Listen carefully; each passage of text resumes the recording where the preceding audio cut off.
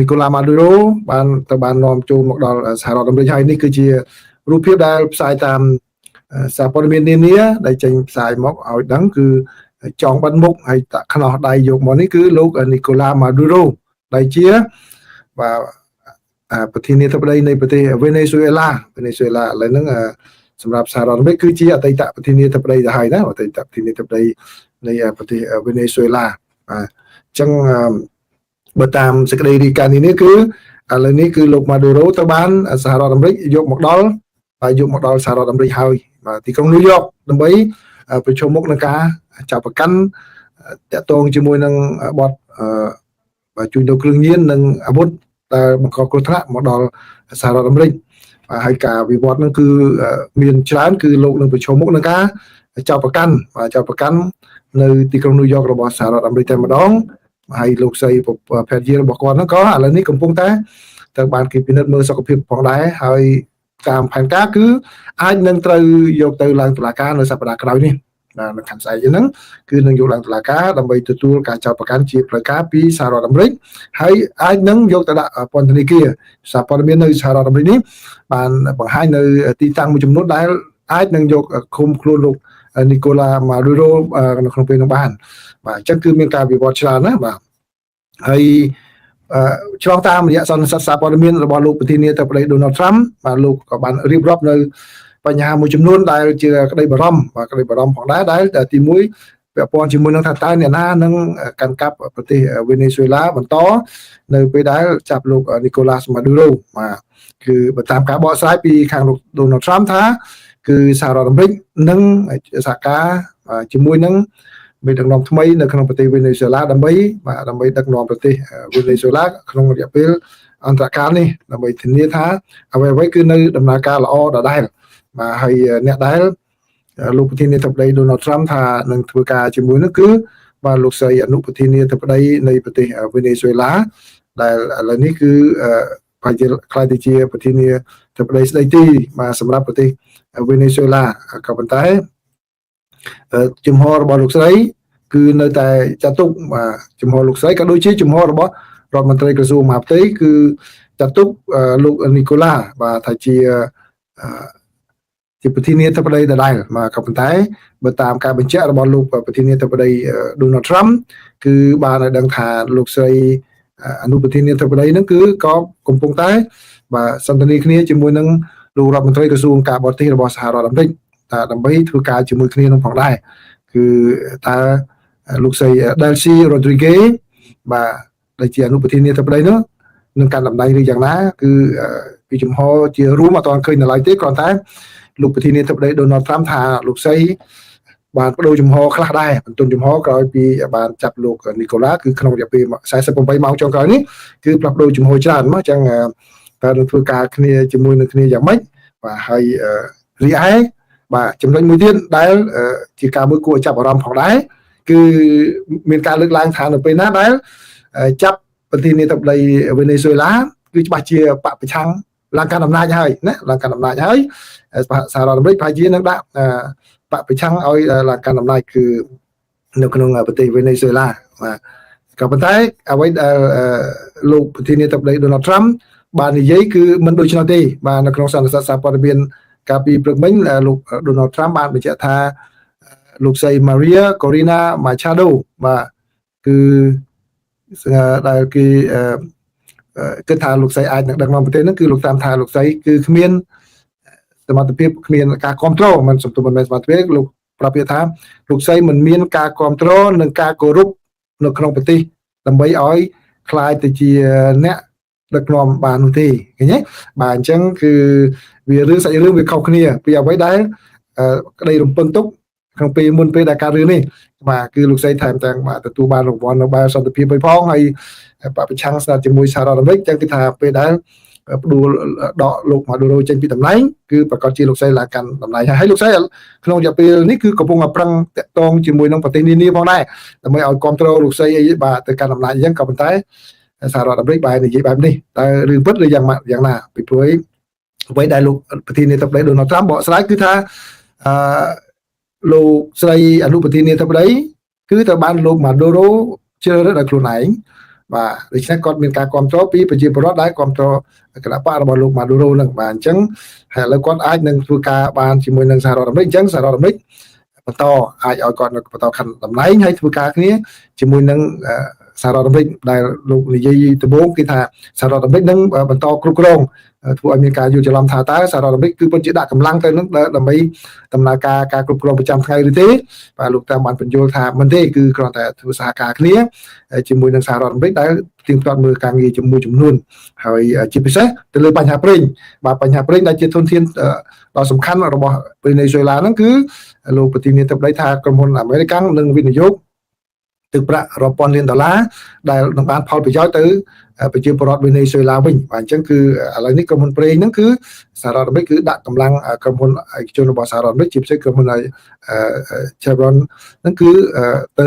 ធ្វើការបូមប្រេងធ្វើអាជីវកម្មប្រេងនៅទីនោះហើយលោកថាលោកមិនបារម្ភទេពីព្រោះអីធនធានរបស់វេណេស៊ុយឡាមានច្រើនធនធានប្រេងមានច្រើនដូច្នេះប្រទេសដែលត្រូវការទិញហ្នឹងគឺថែមទាំងទិញបានច្រើនជាងមុនផងមិនចាំបាច់មានការមួយបង្ខិតបង្ខំថាមិនឲ្យទិញទេបាទពីព្រោះអីប្រទេសវេណេស៊ុយឡាមានធនធានប្រេងហ្នឹងគឺច្រើនជាងគេបំផុតនៅលើពិភពលោកតែម្ដង number 1លើពិភពលោកអញ្ចឹងហើយដោយសារតែទណ្ឌកម្មរបស់សហរដ្ឋអាមេរិកបែរជាមិនបានបូមប្រេងទៅតាមគ្រប់លទ្ធភាពដែលខ្លួនមានធ្វើឲ្យប៉ះពាល់ទៅដល់ជីវភាពប្រជាពលរដ្ឋអញ្ចឹងឥឡូវនៅពេលដែលសហរដ្ឋអាមេរិកយកមកគ្រប់គ្រងអញ្ចឹងអាចនឹងបូមប្រេងបានច្រើនបាទអញ្ចឹងនេះគឺតាមការបកស្រាយរបស់លោកប្រធានាធិបតី Donald Trump បាទអញ្ចឹងជារឿងមួយដែលមានការវិវត្តហើយសូម្បីតែនៅខាងសហរដ្ឋអាមេរិកនេះសមាជិកសភាមកពីខាងគណៈបកប្រជាធិបតេយ្យបានខៅទោសទង្វើរបស់លោកប្រធានាធិបតី Donald Trump ដោយចាត់ទុកថានេះមិនមែនជារឿងមួយដែលបង្ក្រាបគ្រឿងញៀនអ្វីទេវាគឺជាគាត់ប្រាប់ This is blood for oil បាទគឺជាការប្រើប្រាស់ឈាមដើម្បីទៅដណ្ដើមយកប្រេងពីប្រទេសវេណេស៊ុយឡាបាទដោយសារតែការប្រើប្រាស់ប្រតិបត្តិការយោធាពិសេសនេះបាទនឹងគឺខាងសភាឥឡូវនេះកំពុងតែទទួលបានព័ត៌មានជាបន្តបន្ទាប់ពីរដ្ឋបាលលោកត្រាំក្នុងការពន្យល់អំពីប្រតិបត្តិការសឹកនេះនៅពេលដែលអ្នកសារព័ត៌មានសួរថាតើហេតុអ្វីបានមានការអនុញ្ញាតឬក៏សុំពីសភាទេលោកត្រាំថាអត់បានឲ្យដឹងមុនទេពីព្រោះសភាហ្នឹងហាក់ដូចជាមាននានាការមួយពេលដែលបានដឹងព័ត៌មានហ្នឹងគឺបាយធ្លីព័ត៌មានទៅឲ្យខាង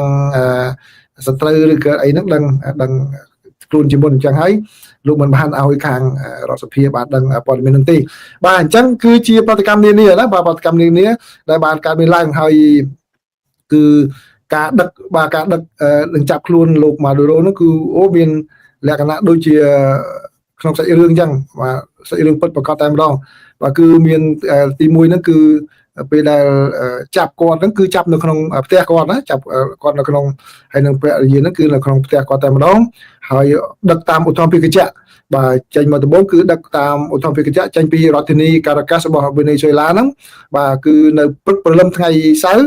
ហើយយកទៅដល់កន្លែងនាវារបស់សហរដ្ឋអាមេរិកគឺ USS Iowa Jima បាទដែលគេមិនឲ្យដឹងទីតាំងនៅទីណាទេគឺប៉ុន្តែនៅក្នុងសមុទ្រការ៉ាអ៊ីបបាទសមុទ្រការ៉ាបៀនហ្នឹងបាទយកទៅដាក់កន្លែងហ្នឹងចង់បង្ហោះចាប់ដាក់អេលីកូមកចាប់ពីផ្ទះហ្នឹងពីបន្ទប់ដេកហ្នឹងទាំងព្រៃទាំងព្រំដាក់អេលីកូយកទៅ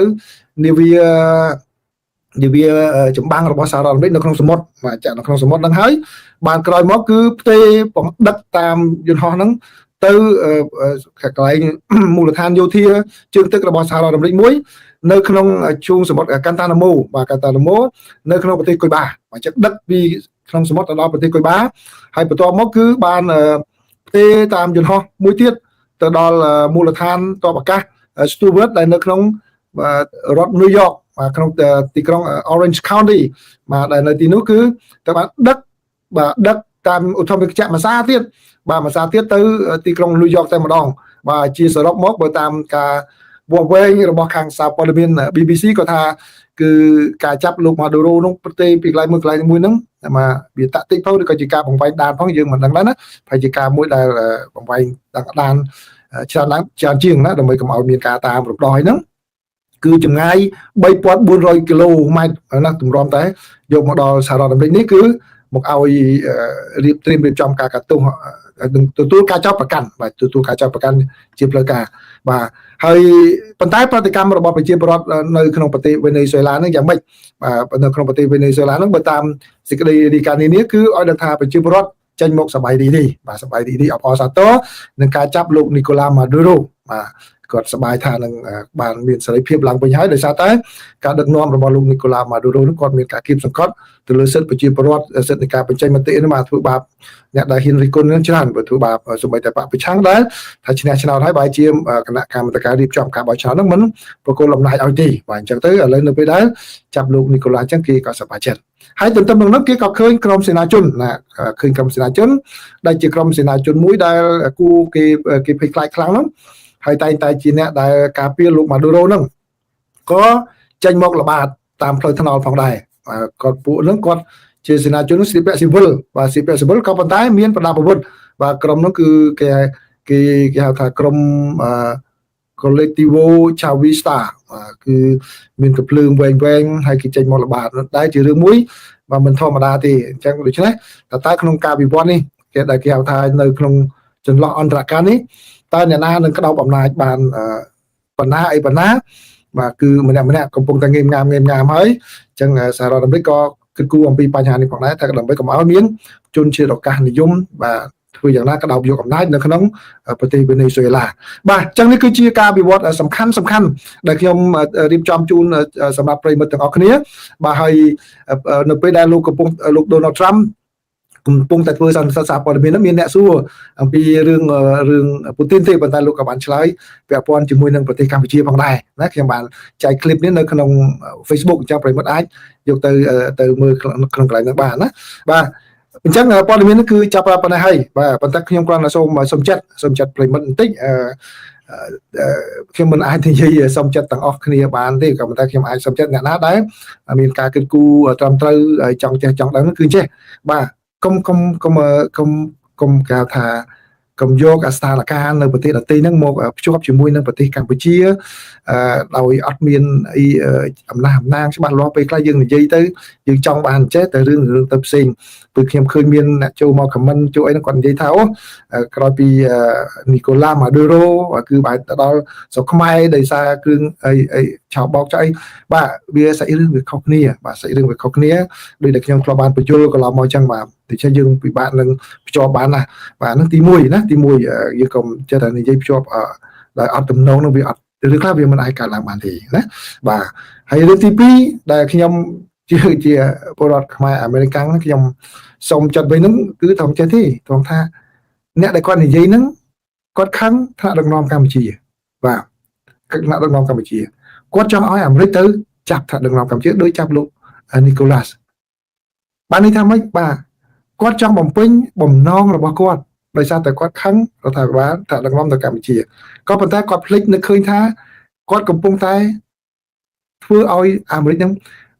មានមុខមាត់ដូចជាមនុស្សអាក្រក់ដើរទៅចាប់គេចាប់ឯងអត់មានច្បាប់អត់មានទម្លាប់អត់មានអីអត់មានរឿងអីពីមុនមកយ៉ាងម៉េចគាត់អញ្ចឹងដូចតែខ្ញុំនិយាយកាលពីលើកមុនចឹងពេលដែលគាត់និយាយពីរឿងគ្រឿងញៀនគ្រឿងហ្នឹងសំទោស scam ហ្នឹងគាត់និយាយមកអូដូចអាមេរិកធ្វើនេះធ្វើនោះអីអញ្ចឹងមកវាទៅជារឿងមួយដែលគាត់មិនមែនជារឿងដែលគាត់ជួយអាមេរិកជួយលើកមុខមាត់អាមេរិកទេបាទដោយសារតែកំលុំសំអប់នៅស្រុកខ្មែរហ្នឹងគាត់ទៅជាធ្វើសកម្មភាពហ្នឹងទៅជាមួយមាក់ងាយអាមេរិកទៅវិញមើងងាយអាមេរិកទៅវិញអញ្ចឹងដូច្នេះក្នុងរឿងហ្នឹងក៏អញ្ចឹងដែរគាត់និយាយហ្នឹងគាត់គោលដៅគាត់ចង់សម្ដៅទៅលើខੰងសមាធិដឹកនាំនៅភ្នំពេញទេនៅកម្ពុជាទេប៉ុន្តែគាត់ថាអាមេរិកទៅចាប់ទៅអីហ្នឹងអានោះវាទៅជាអាមេរិកដើរទៅចាប់តាគេទៅពីគ្មានច្បាប់គ្មានទម្លាប់ទេបាទអញ្ចឹងបើនិយាយអញ្ចឹងដើម្បីជាកាដូសម្រាប់អ្នកណាដែលគេថាចេះគិតអីតាមទៅខ្ញុំឲ្យកំណត់មួយឲ្យយោបល់មួយចោះតាក់ទងនឹង scam ដែលចេញមកសាររដ្ឋអាមេរិកបង្ហាញឲ្យដឹងហ្នឹងខ្ញុំអាចធានាអ្វីប្រភពព័ត៌មានដែលខ្ញុំដឹងច្បាស់គឺមិនមែនជាស្នាដៃបកប្រឆាំងទេ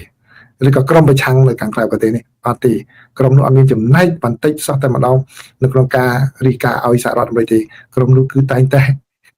ឆ្លៀតយកចំណេញពីរឿងអ្វីដែលគេកាត់ឡើងហ្នឹងបាទរបៀបដូចទឹកនីទៅហើយអញ្ចឹងមកទឹកនីទៅហើយអញ្ចឹងកូនចាំទៅបឺទឹកសមុទ្របន្តិចបានបញ្ចប់ហ្នឹងបែបប្រាប់ថាអូខ្ញុំបឺចង់រីងសមុទ្រហ្នឹងមែនខ្ញុំដឹងអ្នកដែល